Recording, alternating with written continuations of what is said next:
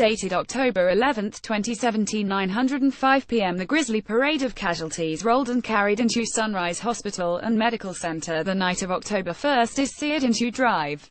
Alan McIntyre's memory. The seasoned trauma surgeon has years of experience dealing with firearm violence, but nothing prepared him for the waves of critically injured concertgoers, so many of them with gaping gunshot wounds to their heads.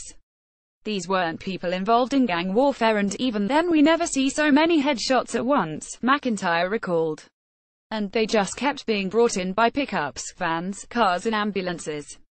One of the headshot victims, who arrived in the back of a pickup truck, was Tina Frost, a 27-year-old Maryland native and San Diego transplant who was attending the Route 91 Harvest Festival with her boyfriend.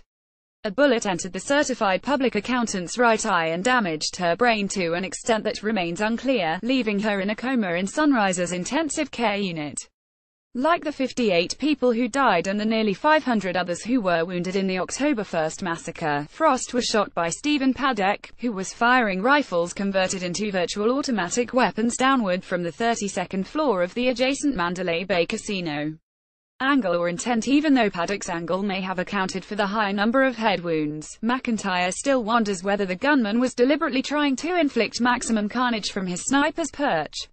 "I saw that scope he was using and I can't stop wondering whether he aimed for the heads," he said. Given the severity of Frost's wound, McIntyre and the other trauma surgeons working at Sunrise quickly called for a neurosurgeon.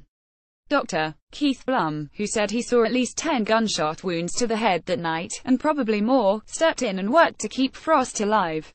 "There's a 90% mortality rate for people shot in the head," Blum said this week. "What you're hoping for are skull fractures, people who've been grazed. High-velocity rifle bullets to the brain aren't easy to deal with." Blum said at first Frost wasn't moving her extremities, leading him to fear the worst. But when she began moving, he thought surgery might save her and she was brought to the operating room. The surgery on Frost took 3 hours and was extremely delicate. Blum said that after making an incision from one ear to the other and peeling her scalp back, he could see the extent of the damage and how it shattered bones in the front of her skull and forehead, injuring the frontal lobes of the brain. He saw no alternative but to remove Frost's damaged right eye. Then he removed as many of the bullet fragments and shrapnel as possible and cut a section of bone from her skull to give the brain room to swell. It was touch and go for a while, but Frost pulled through the surgery. And in the days since, she has given her family, boyfriend and doctor reasons to hope that she will pull through again. Blum called her survival miraculous. "Sometimes she hears me, she'll have pieces of the bullet in her brain forever," said Frost's mother, Mary Morland, who flew to Las Vegas from her home in Maryland as soon as she learned the terrible news. But her vitals are stable. And she's breathing on her own a little. "Sometimes she hears me when I talk and squeezes my hand," she said. Tina has a growing cheering section for her fight. Her mother and father, Rich Frost, and boyfriend, Austin Hughes, have been taking turns staying through the night with her. "And we have family and friends coming from Florida, Oregon, California and New York," Morland said. Rich Frost said Wednesday that he, too, is heartened by the progress Tina has made. "I was told 90% of those shot as she was dying," he said.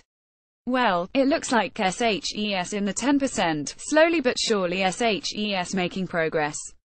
He said she'll need a lot of rehabilitation and he hopes it can be done in the Maryland area, where much of the family lives. "Having family and friends around means a lot," he said. Hughes, who lives in San Diego, said he and Frost attended the concert with several friends from California. Tina and Austin were near the front of the crowd to the left of center stage. They began running when the shot started, but did not get far before Tina was shot in the eye. Off-duty firefighter aides rescue. Hughes said he lay with her on the ground and took off his shirt to use as a compress to slow the bleeding. Soon after, an off-duty fireman he knew only as Shane came to help carry her away from the stage to a spot behind a car as shots continued to rain down on the scattering crowd. They carried her twice more, covering about 100 to 150 yards total, Hughes guesses, before loading her into a pickup truck with other injured, which raced them to Sunrise.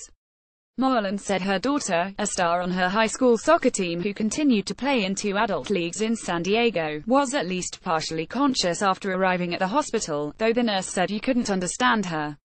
Tina's family has been using the internet to keep her friends and loved ones up to date on her situation. On October 2nd, Tina's sister, Megan, wrote on Facebook they took out a bone from her Tina's forehead to allow the brain room to swell. That will stay out for a few months. Her dad took up the narrative on October 5th, posting Tina's third night in ICU has been her best. Small, but critical steps, in her marathon. Tina's third night in ICU has been her best. Small, but critical steps, in her marathon. The same day, her mother wrote the doctors explicitly expressed to us that it is very common for head trauma patients to have a recovery that ebbs and flows. We may see improvement one day, then none the next. Once again, we are overwhelmed and grateful for the outpouring of love and support we have received. You just don't know, Mary Moreland said, SHES praying her daughter will make a strong recovery and that she can place her in one of the country's best rehabilitation centers for people who have been brain injured. She has created a GoFundMe drive to help pay for what are certain to be monumental medical bills. She also said Tina's employer, the multinational business services giant Ernst Young, and Moreland's employer, WILLCO, a property management and development company in the DC area, have been amazing in their support and helping out in many different ways. On Tuesday, she was excited to learn that Dr. Bloom had contacted KLS Martin Group in Florida, which agreed to donate implants that will be needed to surgically repair her facial and eye areas. When Dr. Bloom read me the letter that they were going to do that, I cried, she said. I know Tina is going to need extensive plastic surgery and time, but SHES going to make it. Bloom knows better than to predict the extent that a patient can recover from such a terrible trauma. But neither is he discounting Tina's chances. You just don't know how far back someone can come, Bloom said. Contact Paul Haraim at reviewjournal.com or 702-387-5273. Follow at Paul Haraim on Twitter.